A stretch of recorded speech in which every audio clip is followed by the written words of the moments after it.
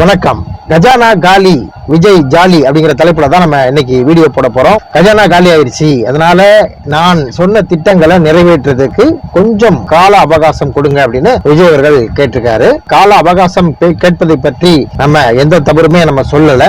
ஏன்னு கேட்டா நிதி வருவாய் என்ன இருக்கு, நம்ம சொன்ன திட்டங்களை எப்போ செயல்படுத்தலாம் அப்படின்னு பாக்குறதுக்கு கொஞ்சம் காலம் எடுக்கத்தான் செய்யும். ஆனா உள்ள போகும்போதே கஜானா காலி அப்படின்னு சொல்றதுதான் நமக்கு கொஞ்சம் டவுட்டா இருக்கு. கஜானா காலின்னு சொல்லிட்டா அவர் சொல்ற திட்டங்களை நிறைவேற்றுறதுக்கு கொஞ்சம் காலம் எடுக்குதோ இல்ல செய்யாமலே கூட போகலாம். ஆனால் இப்போதைக்கு அவரு ஜாலியா இருக்காரு. அதனாலதான் தலைப்பு வச்சிருந்தோம் கஜானா காலி விஜய் ஜாலி அப்படின்னு. விஜய் அவர்கள் இப்பதான் ஆட்சிக்கு வந்திருக்காரு. முதல் முறையா கோப்புகள்ல கையெழுத்திட்டு இருக்காரு. எப்படி கஜானா பார்த்திருப்பாரு? இவர் என்ன நினைச்சிட்டாருன்னா, கஜானா அந்த காலத்துல அரசர்கள் காலத்துல கஜானாவுக்கு தனியா இருக்கும். அந்த கஜானாவை திறந்தாலும் ஓபன் பண்ணாலும் பணம் இல்ல, நகை இல்ல, ஊழல் நடந்துருச்சு அப்படின்னு கண்டுபிடிச்சலாம். அரசர் காலத்துல கஜானாங்கிறது குறிப்பிட்ட ஏரியால இருக்கும். அதை பார்த்தோம்னா தெரிஞ்சு போயிடும். இன்னைக்கு கஜானா அப்படி இல்ல சார், கம்ப்யூட்டர் மயமாயிருச்சு, டிஜிட்டல் உலகம் ஆயிருச்சு. இப்ப எல்லா கணக்கு வழக்குகளும் கம்ப்யூட்டர்ல இருக்கு.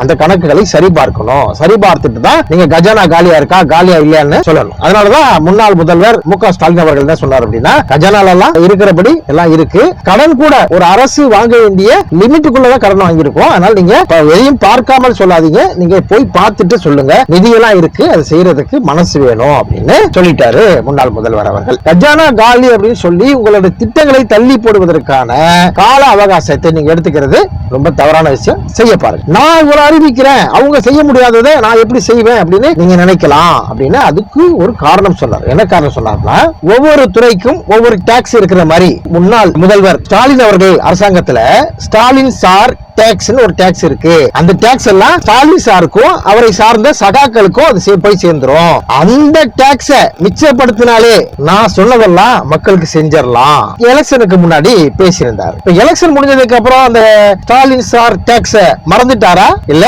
மறக்கிற மாதிரி நடிக்கிறாரா? அதுக்கு மேல இன்னொன்னு என்ன சொல்றாருன்னா, அந்த கஜானா நிலைமை என்ன இருக்கு எப்படி இருக்குன்னு பார்த்துட்டு ஒரு வெள்ளை அறிக்கை நான் வெளியிட போறேன் அப்படின்னு சொல்றாரு. நீங்க ஆட்சி அமைத்து உள்ள போகும் பொழுது அந்த கஜானாவை சரிபார்த்து ஒரு வெள்ளை அறிக்கை விடுவது போல ஒரு 5 வருடம் கழித்து இந்த ஆட்சி முடிவுக்கு வரும் இல்லையா, அந்த முடிவின் பொழுதும் நீங்கள் ஒரு வெள்ளை அறிக்கை வெளியிட தயாரா இருக்கிறீங்க அப்படின்னு இந்த வெள்ளை அறிக்கை மாதிரியே ஒரு வெள்ளை உறுதிமொழியை எங்களுக்கு கொடுத்துருங்க சார். ஒரு ஆட்சி மேல குறை சொல்றது பெரிய விஷயம் இல்ல. எந்த ஆட்சியா இருந்தாலும் கடன் வாங்குவது என்பது இயல்பு. தமிழ்நாடு இல்ல, ஆந்திரா இல்ல, கேரளா இல்ல, ஒரிசா இல்ல, நம்ம ஆளும் இந்திய அரசாங்கம் இருக்கு இல்லையா, இந்திய அரசாங்கம், அதாவது மோடி அரசாங்கம் இருக்கு இல்லையா, பிஜேபி அரசாங்கம், அந்த அரசாங்கம் கூட கடன் வாங்கத்தான் செய்கிறது. கடன் வாங்குவது என்பது இயல்பு. அந்த கடன் ஒரு கட்டுக்குள் இருக்க வேண்டும் என்று ஒரு கட்டுப்பாடை விதித்திருக்கிறார்கள். அந்த கட்டுப்பாட்டுக்குள்ள அந்த கடன் இருக்குதா அப்படிங்கறத பார்த்துட்டு தான் அந்த கட்டுப்பாட்டை மீறி போகும் பொழுதுதான் ஒரு அரசின் மேல நாம குற்றச்சாட்டு வைக்க முடியும். முன்னாள் முதல்வர் அவர்கள் தெளிவா சொல்லிட்டாரு, நீங்க கஜானாவை போய் செக் பண்ணி பாருங்க, பார்க்காம எதுவும் பேசாதீங்க, எல்லாமே கரெக்டா தான் இருக்கு. அதே போல கவர்மெண்ட்டுக்குன்னு நிர்ணயிக்கப்பட்ட கடன் அளவிற்கு மீறி எதையும் நாங்கள் செய்யவில்லை, நாங்கள் முறையாகத்தான் செய்திருக்கிறோம் முன்னாள் முதல்வர் மு.க. ஸ்டாலின் அவர்கள் தெளிவா சொல்லிட்டார். நீங்க சொன்னீங்கல்ல ஸ்டாலின் சார் டாக்ஸ் இருக்கு, அந்த ஸ்டாலின் சாரோட டாக்ஸை மிச்சப்படுத்தினாலே எல்லா திட்டங்களையும் நாம் செய்திடலாம் அப்படின்னு சொன்னீங்க இல்லையா, அந்த ஸ்டாலின் சாரோட டாக்ஸ் இப்ப என்ன ஆச்சு? ஸ்டாலின் சாரோட டாக்ஸ் இன்னைக்கு விஜய் சாரோட டாக்ஸா மாறிடுச்சா? என்னுடைய கேள்விக்கு உங்கள் எம்எல்ஏக்களால பதில் சொல்ல முடியுமா? உங்கள் அமைச்சர்களால பதில் சொல்ல முடியுமா? இல்ல உங்களுடைய தொண்டர்களால பதில் சொல்ல முடியுமா? ஸ்டாலின் சார் டாக்ஸ் மிச்சப்படுத்தினால எல்லா திட்டங்களையும் செயல்படுத்தலாம்னு நீங்க தேர்தலுக்கு முன்னாடி சொன்னீங்க. தேர்தலுக்கு அப்புறம் என்ன சொல்றீங்க? கஜானா காலி ஆயிருச்சு அப்படின்றீங்க. அப்போ அந்த ஸ்டாலின் சாருக்கு வர டாக்ஸ் தான் மிச்சப்படுத்துறீங்கல்ல. டாக்ஸ்ங்கிறது 5 வருஷத்துக்கு ஒரு கவரமா? இல்ல, அது தொடர்ந்து வந்துகிட்டு தானே இருக்கும். அந்த டாக்ஸ் ஒதுக்கப்படுது இல்ல, அந்த ஒதுக்கப்படுற டாக்ஸ் இப்ப எங்க போகுது?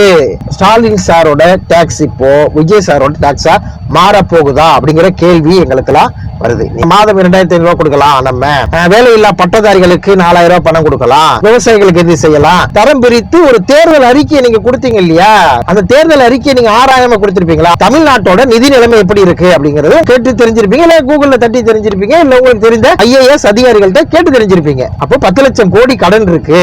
இந்த 10 லட்சம் கோடிக்கு நம்ம எவ்வளவு வட்டி கட்டணும்? இத்தனை விஷயங்களும் கடந்து நம்மளால செய்ய முடிந்த விஷயங்களை மட்டும்தான் நம்ம சொல்லுவோம், சொல்லாததையும் செய்வோம், அது வேற விஷயம் அப்படின்னு வெறும் ஜோசப் விஜயா இருந்த நீங்கள் தானே சொன்னீங்க. இன்னைக்கு சிஎம் ஜோசப் விஜயா மாறினதுக்கு அப்புறம் ஏன் அதை மாத்துறீங்க? அதான் எங்களோட கேள்வி. இந்த வெள்ளை அறிக்கை, இந்த கஜானா காலி, இந்த கதையெல்லாம் சொல்லாம நீங்க என்ன சொன்னீங்களோ அதை மக்களுக்கு செய்யறதுக்கு முயற்சி பண்ணுங்க. உங்களை நாளைக்கே கொடுங்க, எல்லா விஷயத்தையும் நிறைவேற்றுங்க நாங்க சொல்ல வரல. ஆனால் இந்த 5 வருடத்திற்குள் நீங்கள் நிறைவேற்றுவதற்கு முயற்சி பண்ணுங்க அப்படின்னு நம்ம சொல்றோம். பணம் இல்ல, வெள்ளை அறிக்கை கொடுக்க போறேன், கருப்பு அறிக்கை கொடுக்க போறேன் அப்படின்னு இந்த கட்டுக்கதைகளை தவிர்த்து விட்டு வெள்ளை அறிக்கை விடுவது ஒரு பக்கம் இருக்கட்டும், வெள்ளை அறிக்கை தாக்கல் செய்து உங்களுக்கு வாக்களித்த வெள்ளந்திகளை ஏமாற்றாமல் நீங்கள் கொடுத்த தேர்தல் அறிக்கையை நிறைவேற்ற நீங்கள் பாடுபடுங்கள் என்று சொல்லி இந்த வீடியோவை முடிக்கிறேன். நன்றி, வணக்கம்.